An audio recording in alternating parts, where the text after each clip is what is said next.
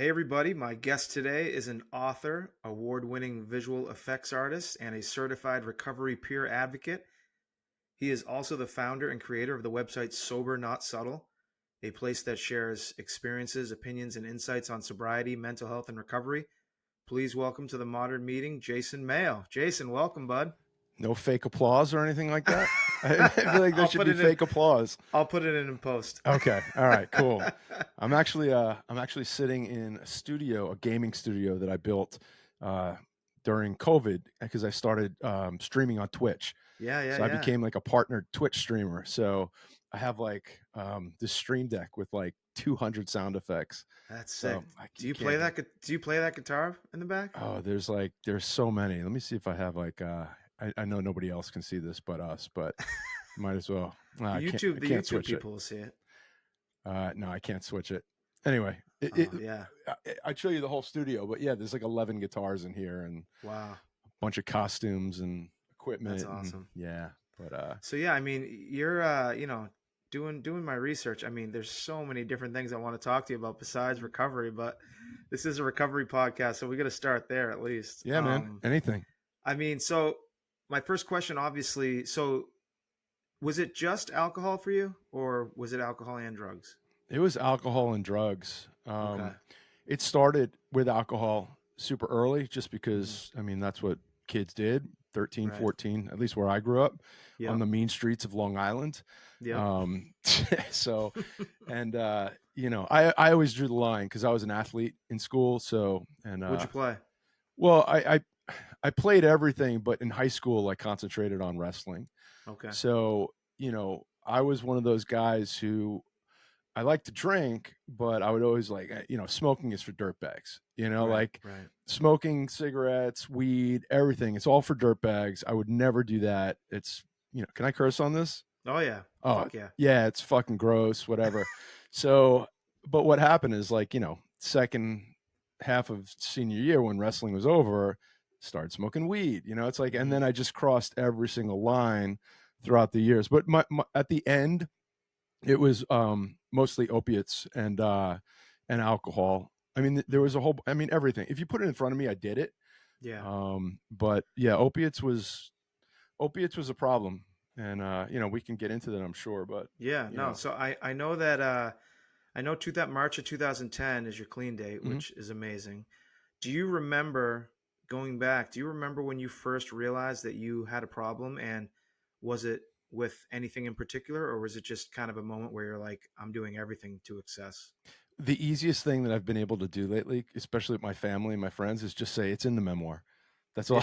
Yeah, That's all I right. do because I'm like, oh wow, I actually wrote a chapter about that, so I can really talk about it now. Yeah, love that. Um, you know, I was a blackout drinker right away. Probably started. I mean, I started blacking out right when I started drinking, but I started drinking alone around the age of 15. I was always like one of those creative, write poetry, write songs and music and lyrics and stuff. So I'd sit down in my like Greg Brady pad downstairs in my mom's basement that was all decked out with the red light and the kerosene heater and the stereo and all this stuff. And I would just sit around. I'd like listen to The Cure and whatever simple what is it called, The Smiths, and just drink by myself and just it's like that self pity, like wallowing in your own misery thing. But so I kind of always knew that I drank differently because I would hide that, right? But people started calling me out. Like my girlfriend in high school, I remember her mom once called me out and said she thinks I'm an alcoholic and I should get help. And I didn't know what that really meant at the time at 16, 17 years old, but I knew that it meant that I couldn't hang out at her house anymore, you know? Right, right. Um, and then throughout the years, my mom would start to say, "Hey, you think you're drinking a little too much?" And then by the time I got to college, it was, I knew I had a problem. I was slowly self-destructing and I was fine with it, you Right. know? So talk about, so once you got to college, is that when you started dabbling in other things besides alcohol? Well, yeah, definitely. So I had tried cocaine before I went to college. the chapter is called "Cool Cousins and the Cocaine Bus." Love. That's that chapter. So, Yeah. yeah, I was at we would have these family outings, right? On my dad's side of the family, and oh, like I guess I was the youngest of the young cousins, Hmm. aside from my brother. My little brother was like 4.5 years younger than me, but so I was like, 14, 15, 16 on these outings, and we would all take this coach bus up to like upstate to like the Nevele, one of those like crazy old Jewish abandoned places that they are now, Hmm. and we would all go up there. And on the bus, all the young cousins would be in the back with coolers of Budweiser, and the old people would be in the front with like beautiful briefcases filled with flasks and whiskey and scotch and cigars. And by the time we rolled off the bus at like 10 in the morning, we were wasted.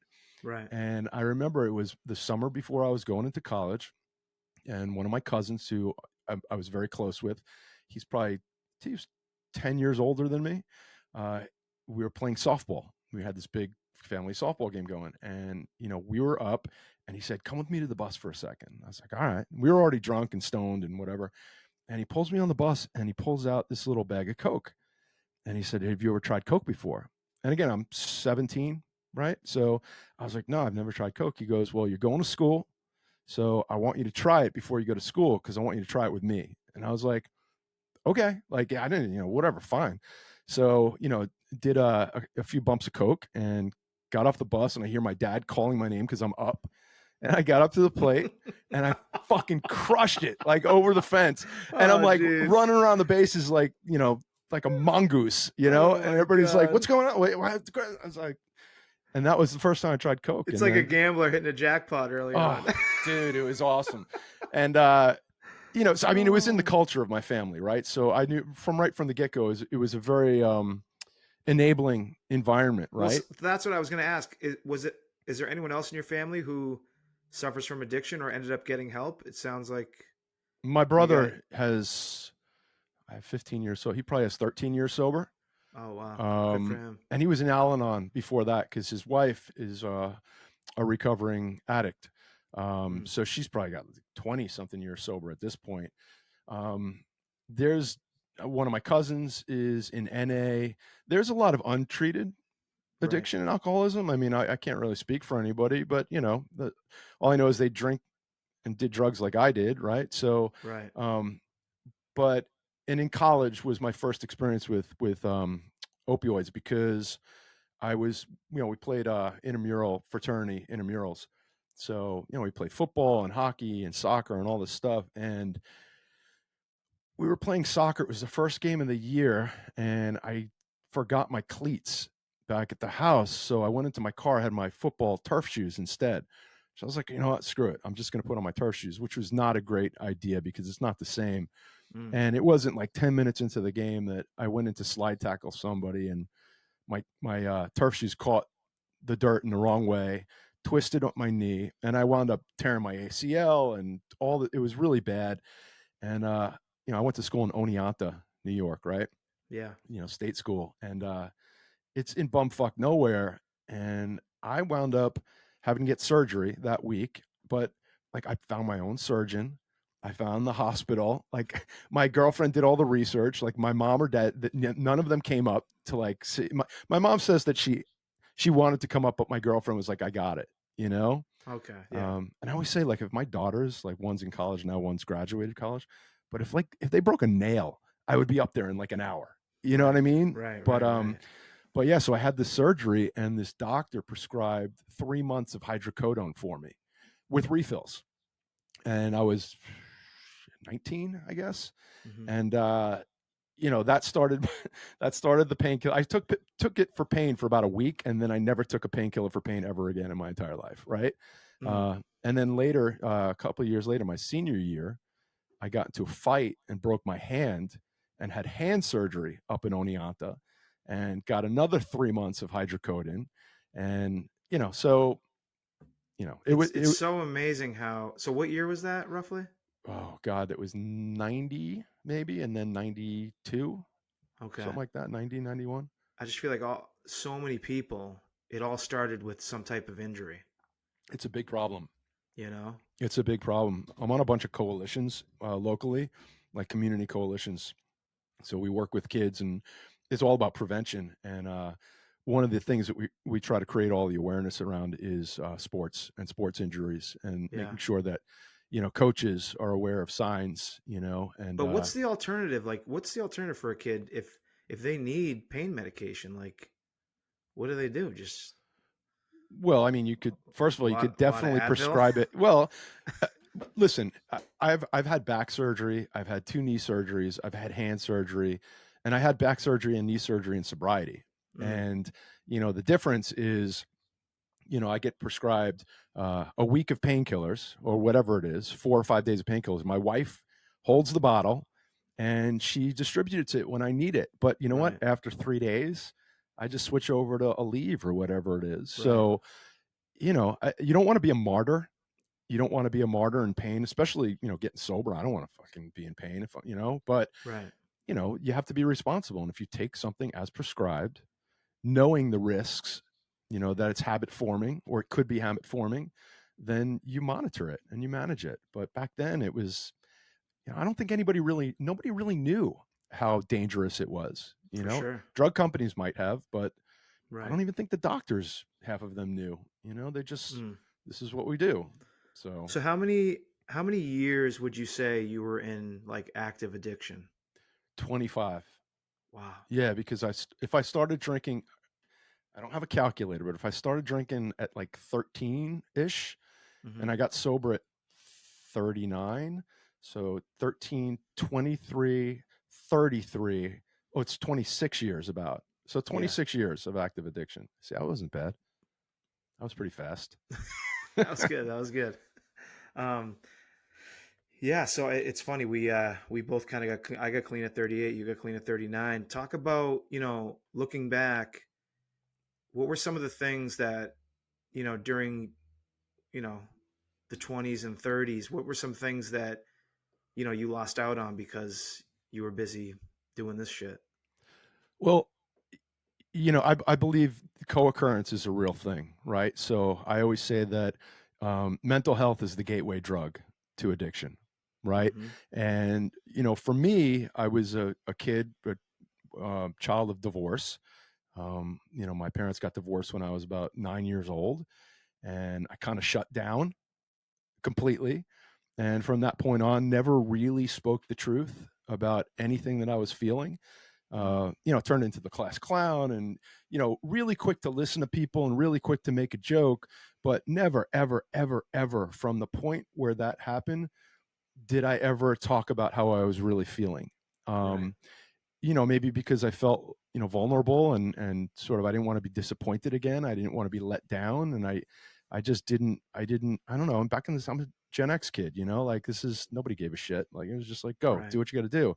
But, then when I found drinking and drugs, as with gambling and everything, it's, you use it to fill that hole. You use it to numb, with drugs and alcohol. So the thing is for me with drugs and alcohol is when I started drinking at 13, that's the last time I started, dealing with problems, not drunk. So, they say that when you get sober, you basically have the emotional capacity and the emotional bandwidth to deal with stuff of the age that you were when you started using. So I was a 13-year-old mentally and emotionally, as far as like that toolbox I had to like deal with my shit when I was 39 years old. And God, I've never heard that. That is so like that just blew my mind. yeah, because I never like someone. I'm a 12-step guy, and I once heard somebody really early on say, and it confused me, and I didn't have the courage to ask at that point, but somebody said, I didn't come to AA to learn how to feel good. I came to AA to learn how to feel bad. And I was like, well, why would I want to feel bad? Like, I don't want to learn how to feel bad. I know how to feel. But, what he was saying is he knew how to feel good. That was easy. But whenever he felt bad, he would drink or he'd do drugs. So he needed to Right. learn how to feel bad and sit with those feelings. And that's exactly what I needed to do. I needed to learn how to freaking feel bad and not run away or, Yeah. whatever it was. Wow. That's amazing. So would you say during that time, were you able to kind of lead the double life? Like, did were you the person who everyone could point and be like, oh, he's on something, or were you able to kind of hide it and able to kind of lead a good life? I was definitely a high functioning alcoholic and drug addict, Mm, but on the outside. Okay, so when people say high functioning, I don't know, I I'm not sure if I really agree with that phrase, that description, because I was able to run my own business. I had, two kids, two little girls at the time. I was married. I had the house, I had the cars, I had all this stuff that I was managing. I wrote a dad blog at the time. Like I had all this stuff going on. I mean, on the outside, I seemed successful, but on the inside, I was a shell, right? I mm, hated myself. I wanted to disappear. I couldn't look in the mirror, and I didn't understand why I couldn't get it. And I didn't understand why I couldn't stop drinking or doing drugs, but I got everything done, right? So the drinking, my wife knew that the drinking was bad and it was getting worse and it was affecting our marriage and affecting the household with the kids. A lot of nights not coming home or waking up in the Penn Station bathroom and 18 missed calls later. Like it was a lot of that stuff. um, but she didn't know about the painkillers and she didn't know about coke. She didn't know about any of this. Like I never hid my drinking. mm, Okay, I mean, I'd come home and I'd pour a 36-ounce plastic glass of vodka and like splash of Diet Coke and say I'm having one drink, right? But I yeah. didn't hide it. I didn't hide the beers in the fridge or anything. But I never told her about the other stuff. So I was able to live that secret, which also crushes you. Mm, And when I got sober, a lot of people were like, "Really, really, you were an yeah. alcoholic?" Because I was social when I was social, but I'd black out and I drink by myself a lot too. I Mm. did it because of the mental health conditions. You Well, know, so that's my next question is, and you know, you having been working in the space and done so much amazing work, explain to me, like I'm 5 years old, and the audience like they're 5 years old, how could someone with a wife, two daughters, a successful business, explain how you can still hate yourself or how you can look in the mirror and be and not like it? Because it that's what a lot of people grow up hoping. Just give me the spouse and the two kids and the good job that I like, and I'm good to go. Right? Like, explain how that doesn't matter if you have a mental health issue. right? Well, with mental health and addiction, and I always say this, like, I I didn't choose depression and anxiety and addiction and For sure. alcoholism. It chose me. Right. Okay, because they are medical conditions, both those things. Substance use disorder and depression and anxiety and bipolar and schizophrenia and all that stuff. They're all medical conditions. um there's a lot of stigma out there which makes people think that depression, um anxiety, like depression is laziness, right? Why can't you just get out of bed, right? Anxiety is overreacting. Why can't you just calm down, Or alcoholism is having poor willpower. Why can't you just have one drink, right?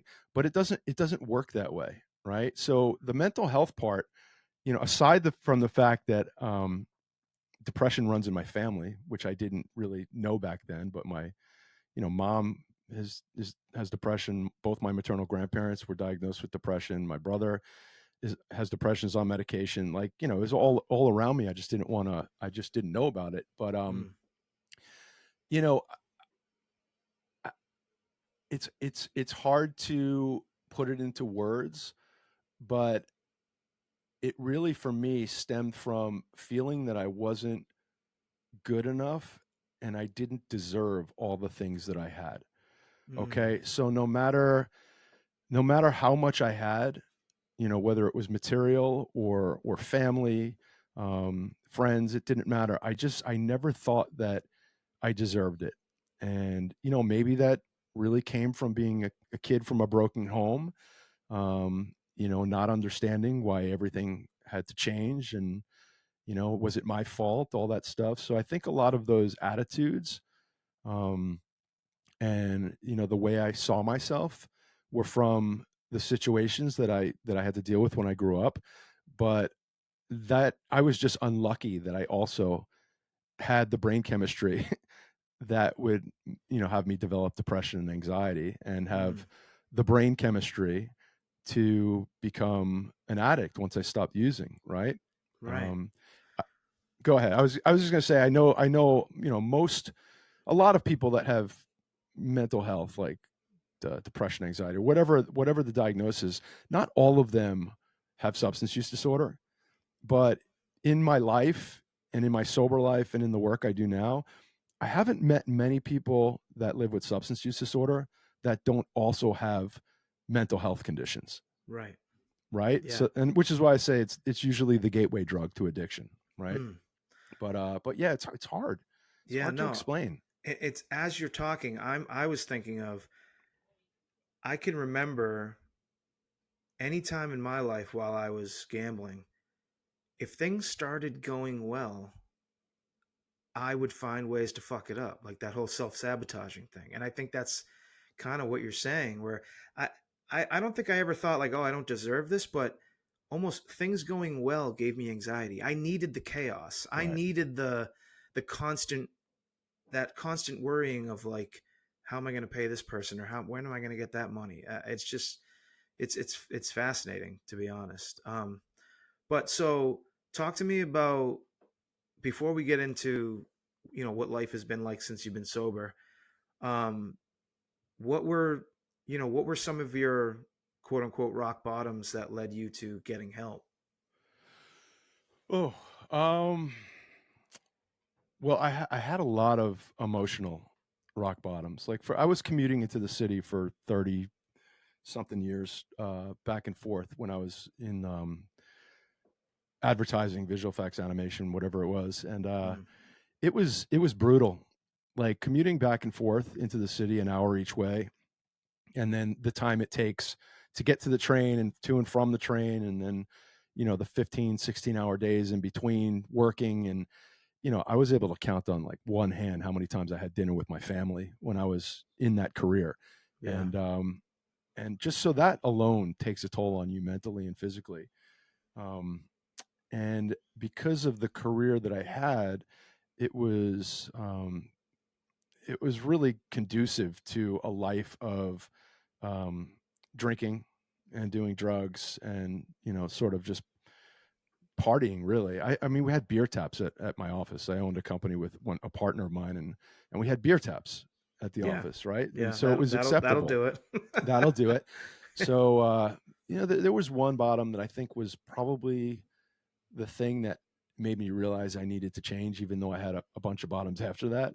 Yeah. And it's also the thing I think that really drew the line in the sand for my wife, basically saying, you're pathetic and you need to get your shit together because I'm not dealing with it anymore. Mm, And we were going out. We had finished a job with some clients, and we were going out to dinner. And, so we were drinking beforehand at the office, and, went out to this fancy dinner. It was me and like six clients and my head of sales, and we were having a great time. Fancy restaurant. We just like all these like appetizers. I remember we had bone marrow was one of the appetizers, and I'll oh never yeah. eat that again. I can't even look at it without wanting to puke. But drinking bottles of wine. I was mostly a vodka guy, so I was, drinking my vodka and Diet Cokes. And, before we even left that restaurant, I was seeing double, Yeah. But nobody else is seeing double. Right. Like, I'm seeing double, and it's like the night even close to being over. And then after that, we went to a bar, um, and I must have blacked out in that bar because I didn't wake up with my credit card. Um, I was told that I had punched one of my employees in the arm, just being an asshole, and he actually almost decked me. Um, I said maybe I got roofied or something like that, whatever, I don't Right, know. right. And then, at one point, I woke up, like I said before, in the Penn Station bathroom. I just woke up and I was on the floor, by the toilet, which is not a nice place. Like, if you No. I don't know if you've ever been to Penn Station, but it's Oh, not. too many times Yeah, waiting for yeah. the Greyhound to R go to, Right.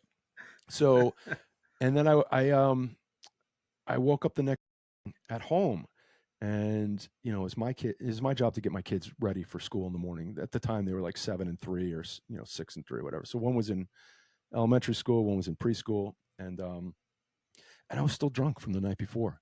mm, And my wife woke me up and was just like, "You're on your fucking own." Like, she gave me, like, the look that she gave me that day was, I could have seen it as the same look, like, you're an idiot, get your but for me, it, like, my perspective changed that day. mm, Like, I saw everything that was happening. I saw it from a different perspective. Like, this is not good, you know? yeah, yeah. And I went out of the house with my kids, and my car wasn't there. I had no idea where my car was. So, and it was the middle of the winter. Also, I got sober in March, so this was probably January. Mm, And we were, I was trying to get him to school, and a neighbor pulled up and offered us a ride. And I got into the car, and any other day it would have been like, dude, I had the fucking craziest night last night. We would have joked about. I drank with him before, but as right. soon as I got in the car, his little daughter was like, "You smell like alcohol." Oh, Right. And I was God. like, oh, like, it crushed me. Yeah. I didn't pack lunches for my kids. I didn't dress them in jackets in the middle of the winter. And that day was the first day that I ever really felt horrible about, not myself, but about what I was doing to my family. Like, I started to realize the emotional security I was stealing from them. Mm, Like, you don't have to, you know, be violent in a marriage. You don't have to abandon someone. You don't have to, crash a car. You can do little things to steal emotional security from people. totally. And so yeah, that was like the main bottom. But I had a few bottoms after that. It took me, another few months to, like, really get my shit together. And so once you did, what was your course of action when it comes to recovery? Was it 12-step meetings right away? Yeah, yeah. So, my wife and I, at the time, we were in marriage counseling, Okay. and it wasn't working because I wasn't telling the truth, Right. and I was still drinking and doing drugs. And I had asked, my wife one time. I said, "Do you mind if I see the therapist on my own?"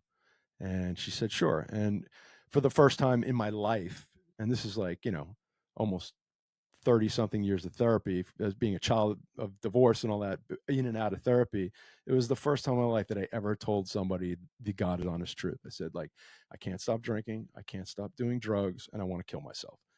And it just all came out, it just all Mm, came out, like snot everywhere. I was just like, yeah. and she said to me, she says, "It sounds like you've been self-medicating for a really long time, and you might also have depression, you know? So I want you to do two things. I want you to see a psychiatrist and get a consultation, let him diagnose you. Maybe you need some medication to help you. And I want you to try to go to an AA meeting." And I was like, ugh, oh, okay. But at that point, I was willing to do, even if I didn't want to, I was willing to try anything because nothing had ever worked. And I wound up doing both those things. And I went on meds right away. I went on a drug called Lamictal, which is originally was used for seizures, but it's used to treat, mostly, like, mood swings. It's used Hmm. also in people that have bipolar sometimes too.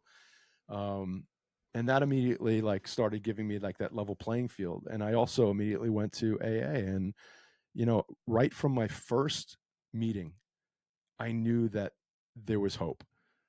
And I don't know why. I don't know what made it click, because after all that drinking and drugs, for one day, just be like, I think this is it, is impossible to explain. Yeah. You know, Same. It's exactly how impossible I to was too. explain. And I basically, I approached recovery with the same self determination that I approached trying to kill myself with Right. drugs and alcohol. And I did. I Like I said, I had my own business, I had a family, I had all this stuff. I had no problem making decisions. But when it came to doing stuff like this for myself, I needed to be told exactly what to do to Right. the letter.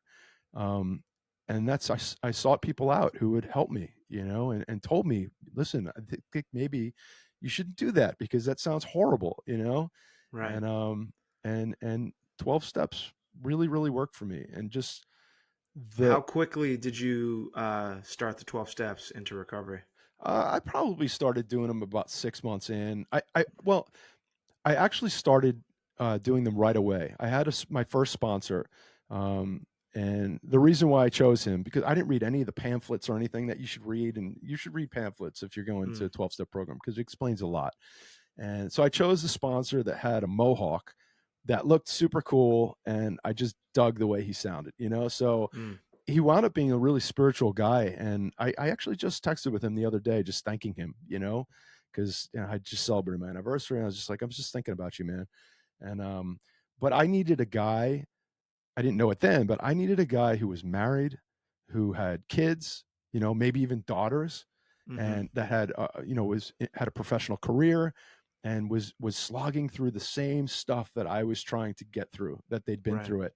So when I found that person, that's when I started doing this. So I went through a couple sponsors in the first 6 months before I, got into it with this one guy who had a daughter, and he was married, and he was worked in the city like me. And, you And know, he's still your sponsor to this day? no, no, he was my sponsor for a few years. Then I had another guy who was my sponsor probably for about 5 or 6 years. And, then when I stopped going to the city, I switched sponsors here. And actually recently within the last 6, 7 months, I took a new sponsor as well. Like And I so still you still go to meetings? Yeah, I still go to meetings. I have a service position. I have a couple sponsees, and I don't go to meetings like I used to. If I Mm, hit 2 or 3 meetings a week, I'm really, really happy with that. right. Um, but yeah, I just it's the connection for me, For right? sure. Like I need to know that I'm around people that understand recovery and want to talk to me about recovery, and that I can talk to about recovery, because those are the people that make me feel not so unique, right? It's that bond. And I think that's what really did it, is to finally be in a room full of people that, you know not clinical, just a room full of peers that were like, dude, I've been there, we Right. got you. it's No, it, I mean it's anyone who has been in these rooms, we know how powerful it is, but why do you think it's so hard for people to get into these meetings? I mean, there's a lot of stigma. Again, I talk about Still. stigma all the time, and that's one Yeah. of the reasons why I started Sober Not Subtle. But the stigma, to me, there's stigma in the rooms and there's stigma outside of the rooms. Okay. So, the stigma outside of the rooms is still, why are you weak? Why do you need that help? Why can't you just do it, on your own? What's wrong? How am I not helping you? And that type of thing. And people still think of, addicts as, the junkie with the needle hanging out of his arm under the park bench. Like that's not what addicts are all like anymore. Right. That's not but that's still the stigma. They still think that, a lot of people think that somebody that has mental health conditions is some dude talking to himself on the street, some homeless guy like that sleeps under a bridge. That's not, I mean, that might be the case for some people, but that's not, you know, the person who has mental health or substance use disorder could be the mom in the carpool. It could be, the guy in the cubicle next to you. It could be the dude laughing a little too hard at the party. Like it could be anybody. Um, but I think that the shame, um, really keeps people away, and that's why we lose people. Um, Right. And so I think I talk about this almost every week on the modern meeting, and I go back and forth. It's why I started the podcast. It's that once people enter these rooms, you realize how powerful the 12 steps are, how powerful the fellowship is. Yet we can't promote it. We can't advertise it. Like that's what it says in the big book. That's what it says in the yellow book of GA. In your opinion, like at any point, should we be possibly like rethinking that? And if someone who was sitting at home could like go on the TV and like look in on an actual meeting and listen to and hear the 12 steps and don't you think that might be like, oh shit, like that resonates with me. Maybe I will go to that meeting. You know what I mean? Or I uh, I mean, for me personally, um, like I don't really talk about AA specifically a lot, especially when I write, you know, mm, especially on Sober Not Subtle. I talk about recovery as recovery. And if I do talk about a program, I'll say a 12-step program, right? Like, because it's not like I'm not gonna lie about it. Like, oh, I've done it on my own and I read some books. right, Like I belong to a 12-step program. And I think right. that's fine. Um, I do believe that it does need to stay anonymous to a certain degree, right? I mean, listen, if we want to have a conversation about it, I really don't think that's a big deal. I'm talking about my experience, right? I'm Right. not promoting AA. I'm not saying this is how a meeting is run. This is why you should do it. I'm saying I stepped into a 12-step meeting and this is what worked for me, right? Yeah, I But guess I'm not. Yeah, I'm not to cut you off, but I'm not even. I'm not even saying like I want people to hear everyone else's stories. Like I want people to read that literature. Like I feel like being in a 12-step meeting, I have something that like a lot of other people don't have that would benefit from it. right. You know what I mean? Well, I will say one thing. When Before I got into the stuff that I'm doing now professionally, I I really didn't dox myself a hell of a lot. Like I never really went out and said, I'm sober. Like if somebody asked me why I'm not drinking, my original answer might be, I'm not drinking tonight, you know? But if they Mm-hmm. asked me 2 or 3 times, I'd say I don't drink anymore, you know? Mm, And most of the time the conversation ends there, right? right. Because most people don't give a shit. But Right. if somebody really wants to know, I would tell them.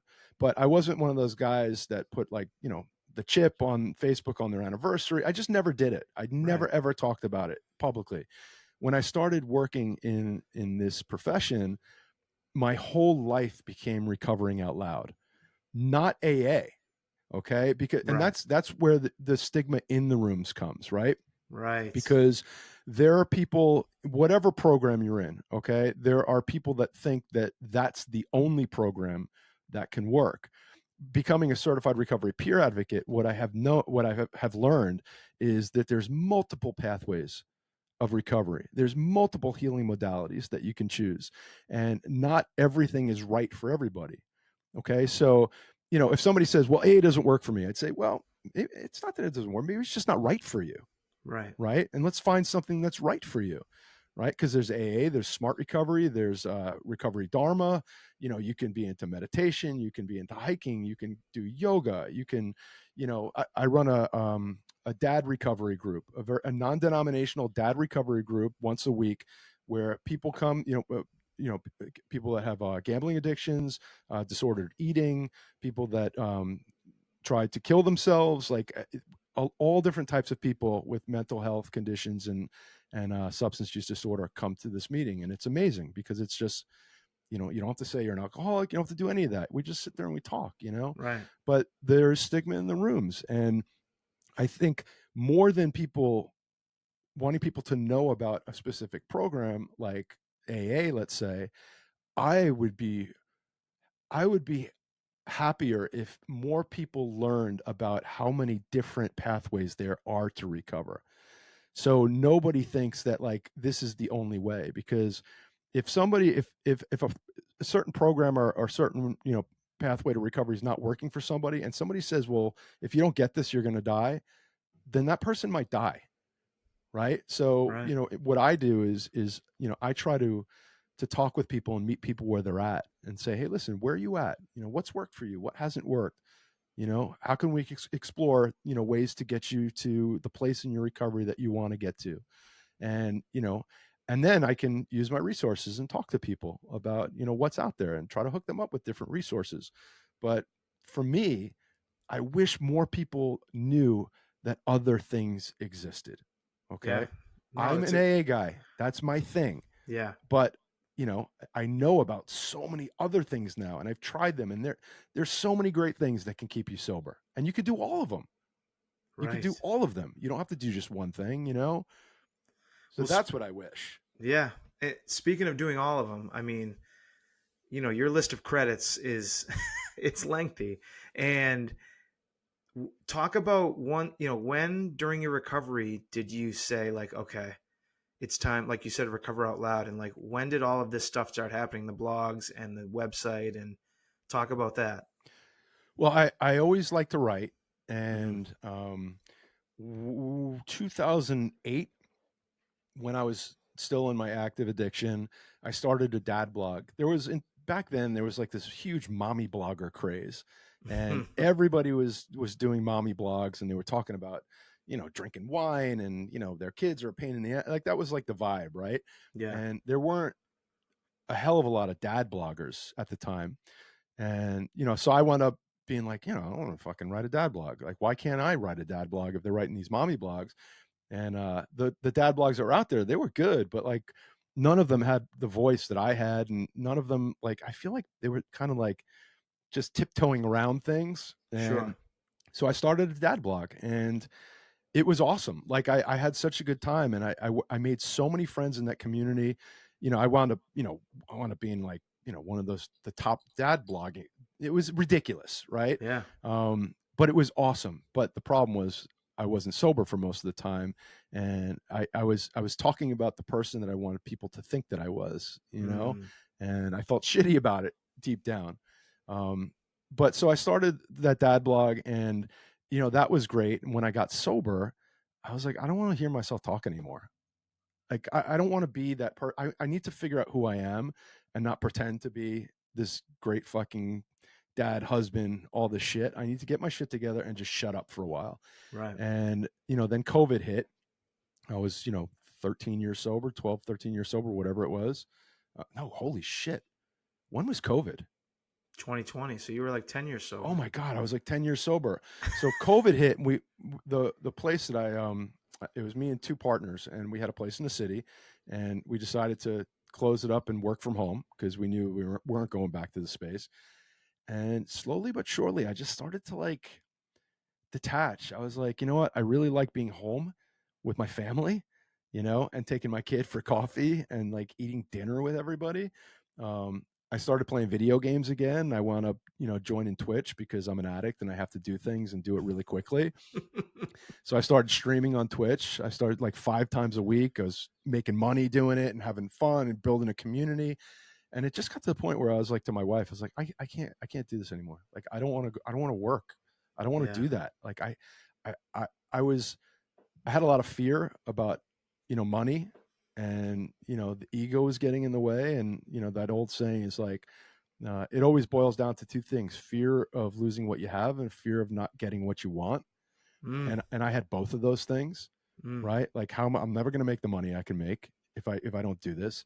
I'm going to lose my reputation, and my kids are going to think I'm a loser, and I'm never going to get another job because I got no transferable skills. And I was caught in this fear until finally my wife was like, just shut up and just quit.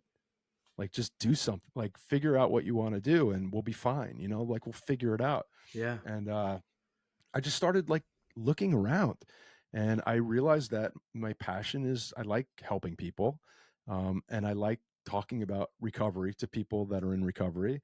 And I was introduced to some people, and this, place that I work at now is this recovery center on Long Island. And it's uh it's just this amazing peer led, peer run center.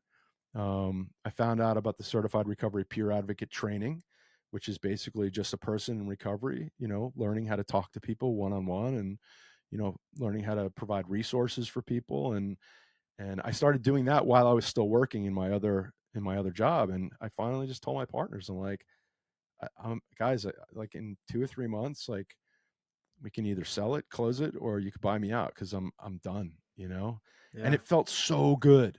Like, it not even I didn't know what I was gonna do, but it felt so good to be true to myself finally. Like, that was the missing piece for me. I didn't get sober to be fucking miserable, and I was still miserable. Right. And I found this career, and that's now everything I do is about recovery. Like, it's 24, like I have my recovery, and I have recovery at work, but everybody I work with is sober. All the participants that I work with is sober. I go into the jails, I do the dad meeting, I go into outpatients and talk to all these people. And so I'm always talking and living recovery. And it's just evolved my own recovery so much. And there's a big difference between promoting like AA and things like that and just recovering out loud, Right. to not be ashamed of being in recovery. I don't have to say sober, you know. I'm in recovery. I'm a person in long-term recovery. That's who I am. And I want to help normalize the conversation, because if nobody's talking about it, then that stigma is just going to sit there like a fucking fart in a room that doesn't leave, right? Right. So it's Right. like, I've learned to, you know, talk about it in a way that sort of feels comfortable for me. And, and mental health too. I mean, does it feel scary sometimes talking about it? Yeah, it feels scary. Mm, But I don't know. I feel like people have to do it. And I've met a lot of really good people that are willing to recover out loud. And I think it's important, if you definitely. can do it. If you don't have to do it, it's Right. not for everybody. Over these last 15 years, would you say that your mental health has improved, or have you just learned how to like manage it better? That's a really good question. Because when you talk about if you're a 12-step guy, you've talked about character defects, right? Right. Right. And I've heard people say like our character defects never really go away. You could pray on them all you want, but they're not going anywhere. You just learn how to like live with them one day at a time and manage them. Mm-hmm. And I feel like that's the same thing with my mental health. Like I have tools now, right? I'm not afraid to talk and say something. I have a therapist. I have friends that I confide in. I'm not afraid to tell my wife I feel like shit today. You know, I'm not afraid to take a day off of work because I don't feel like performing, one Right. day when I don't feel good. Um, there are a lot of things that I can do. I have people that'll call me on my bullshit, and I take medication. I take a couple types of medication um, that really help me with my depression and my anxiety. Yeah. And I listen. Sometimes I'll fall off the deep end. Like a couple of years ago, I almost had a fucking nervous breakdown. I had a lot of stuff going on at home, and I had just started this new profession. I had a lot of counter transference was happening, whereas I was like taking on a lot of the emotion from the people that I was talking with, and it Mm-hmm. was picking a lot of scabs, and I didn't see it, but it snuck up on me, and I almost checked myself into a psych ward, Yeah. at 13 years sober. Yeah. But again, I sat and I said, this is going to pass. And all I kept saying to myself is, this has never happened to me like this before. But when I get through it, I'm going to be able to talk about it with somebody and tell Yes. them I've been through this. I see where you're at. Like, let me help you, and And you didn't want to use in that moment, no, that was the last thing I would have wanted to and you do. never really have wanted to in these 15 years. Like sometimes it's like a beer looks good, but Right. no, I really haven't. I Yeah. haven't. And for me, it's not like I always say if I ever decide that I don't want to be in recovery anymore and I want to take a chance and roll the dice, what that is, right? So yeah, exactly. You want to take a chance and roll the dice. It Uh, wouldn't start by cracking open, like a Foster's or like a Sapporo, right. and it wouldn't be a martini like with two olives. It would be walking into CVS, Mm. buying a pack of Benadryl and a couple bottles of NyQuil, and crushing up the Benadryl and snorting it, and drinking a shot of NyQuil at night because I have a cold, and lying about it for like a few months. My wife, what, Yeah. you're taking Benadryl? Yeah, it's my allergy. That's Right. that's how it would happen for me. Yeah. Um, but I don't let myself get to that place of desperation. It's a horrible place to be. Mm. Talk about obviously one thing that no matter the substance, us addicts, while we're in active addiction, we lie, and we lie some more. What has it been like in recovery to not have to lie? Oh, that's awesome. That's such a great thing to point out. Can I just crack open this thing that's not a beer? I don't want to trigger anybody, but it's just a Pellegrino pomegranate and orange. Oh God, that looks good. Yeah, it's Yeah. okay. I mean, I just wrote an article up on my obsession with ginger beer Oh, I love because ginger beer. oh, it's so good. Like it's probably my addiction is just having different types of ginger beer. I love it. Mm, But yeah, the lying thing, man. It's my lying was a lot of lying by omission, mm. right? Like I wasn't like I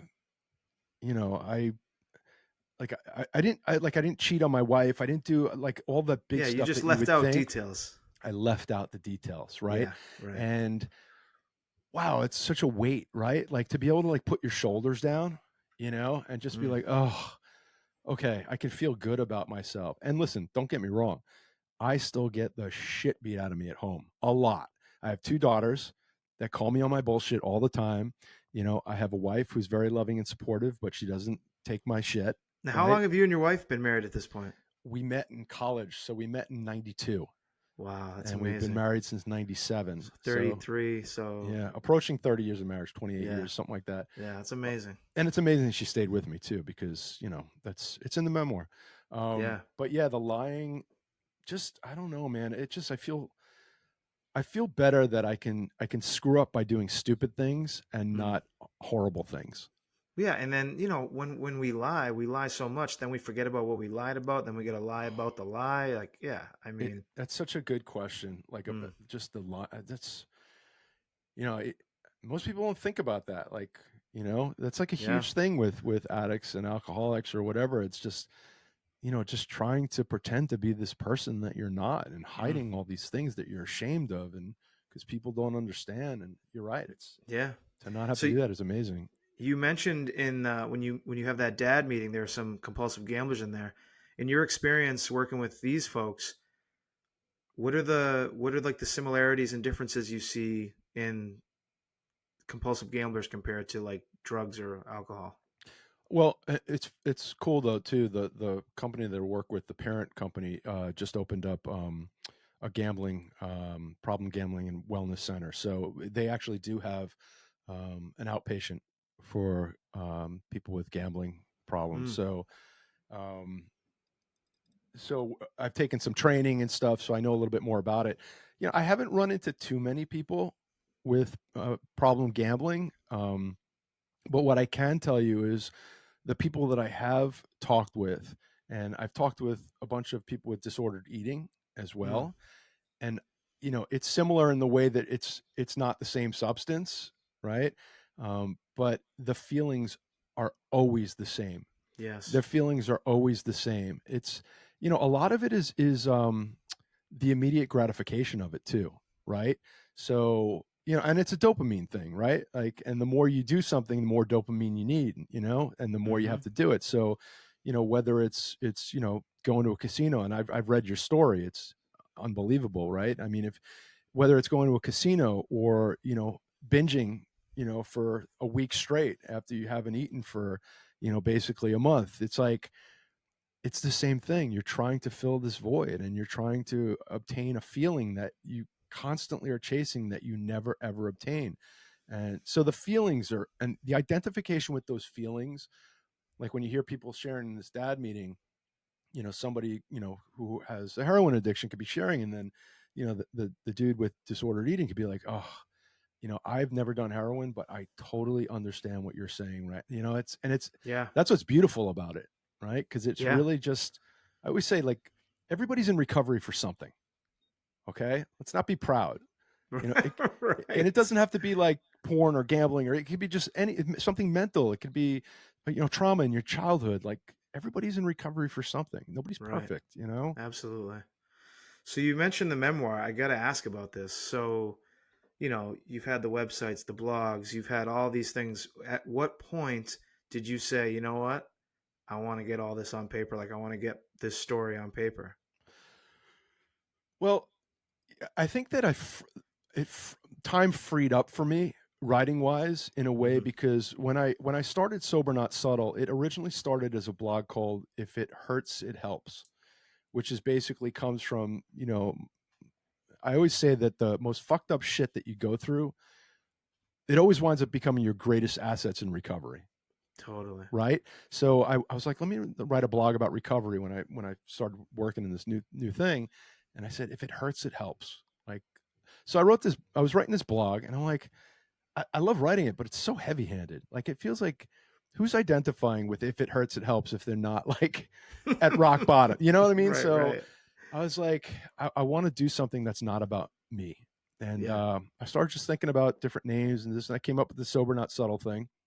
And it just turned into a platform that amplifies people's voices in recovery, or advocates of people in recovery, or sober allies, whatever you want, professionals. And we have like 30 something posts in the queue right now of guest posts, and I've probably write one out of every 10 articles now. And it's just, there's resources those, but the more that people do the guest posts, the less I feel the pressure that I have to write. I just Right. curate, which is amazing. Yeah. And I started like, I just wanted to like exercise that muscle. And the what really happened is I was going through some stuff on my Google Drive, Mm. one of my Google Drives, and I found something that I wrote when I was doing step one with that first sponsor in the first month I got sober. And his step one exercise was, I want you to write out your drinking history. And I said, okay. And I like to write. So most people will just bullet point or jot some stuff down in Yeah. their journal. I wrote like 15, 16 pages, Yeah. like type pages. And from the night my parents got divorced until the day I walked into the 12-step meeting. Mm. And I found it and I read it, and I was like the words, like they crushed me, because I was like, wow, I haven't read exactly how I was feeling at that time in almost 15 It's years. like a time capsule. Yeah. Yeah, a time capsule of my darkest self is what it Yeah. was. Wow. And I said, "Oh my god," I go, "There's an outline of like my life here," because it went from as a kid, to elementary school to college, the painkillers, meeting my wife, getting married, having the kids, doing the dad blog, getting sober with work. So I was like, let me just start, let me just take these little things and just start to break them up into chapters. Let me try it chronologically. And then I just started to go nut. Like, I was just like, I couldn't stop writing. And there's a huge difference.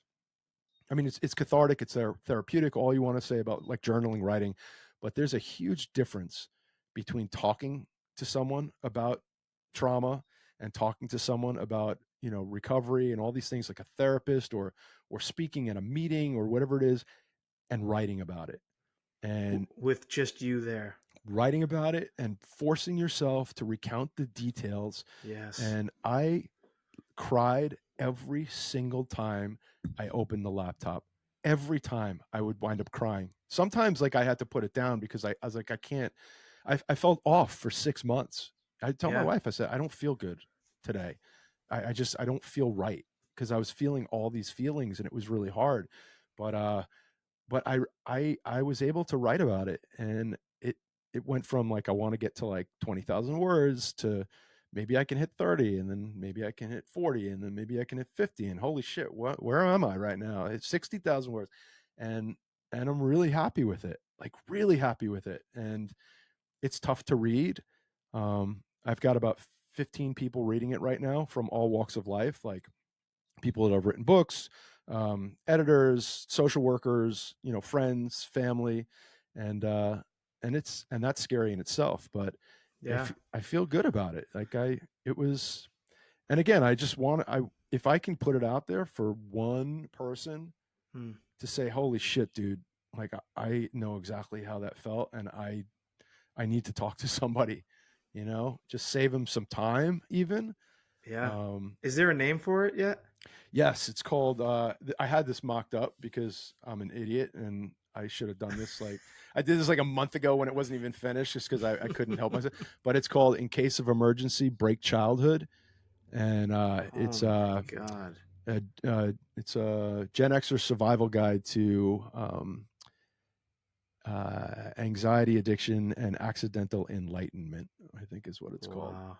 But yeah, so it's That's awesome. yeah, it's cool. So between that and the website Yeah. and You're doing I mean, you're doing God's work. It's just amazing.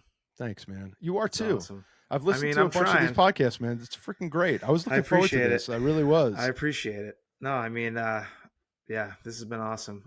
You're definitely over the last, I'd say the last month, I've been just trying to put myself out there and reach out to everybody, and because I wanted to get some episodes under my belt, and but you're just you're one of these people that you let me post on the website, and I just can't thank you enough, and hope to continue to collaborate and work with you. Well, I accept as many articles as you would like to write, especially from that perspective too, right? Like, Oh, you know, there like mental health. I love when people write about mental health. Um, I had this guy John, who's a vet. He submitted a couple articles about recovery from a vet's perspective, which is such an underserved population. So to get somebody's perspective on that, and I think you might have been the only person that wrote about recovery from gambling so yeah, far. yeah, So I had somebody write a couple articles about disordered eating. So I just the more people that can write, and this is a call to action.